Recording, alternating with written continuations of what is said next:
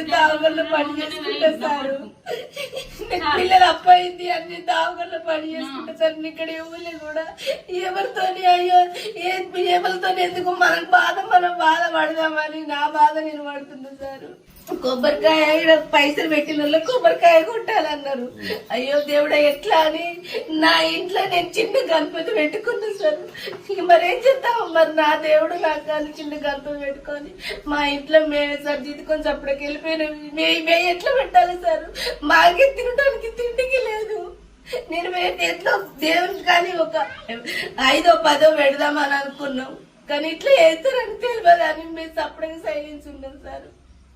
మేమెవరిని ఏమనలేదు. మమ్మల్ని ఇట్లా వేసి వాళ్ళు మమ్మల్ని చూసి తలుపులు వేసుకుంటారు. మమ్మల్ని చూసి ముఖం సాటేస్తుర్రు. పోవద్దు వాళ్ళ 4 నెలలతో పోయి వాళ్ళతో మాట్లాడిన వాళ్ళకి 25,000 దండుకు అని చెప్పారు. చెప్పేటోళ్ళకి 5,000, చూసిన వాళ్ళకి 5,000, వాళ్ళతో మాట్లాడద్దు అని చేసిరు సార్. ఇది ఎక్కడ న్యాయం? మాకు న్యాయం జరగాలి. ఏమో అది బస్సు బాధ అనిపించింది. తప్పైందా ఒప్పుకోమన్నారు సార్. తప్పైందా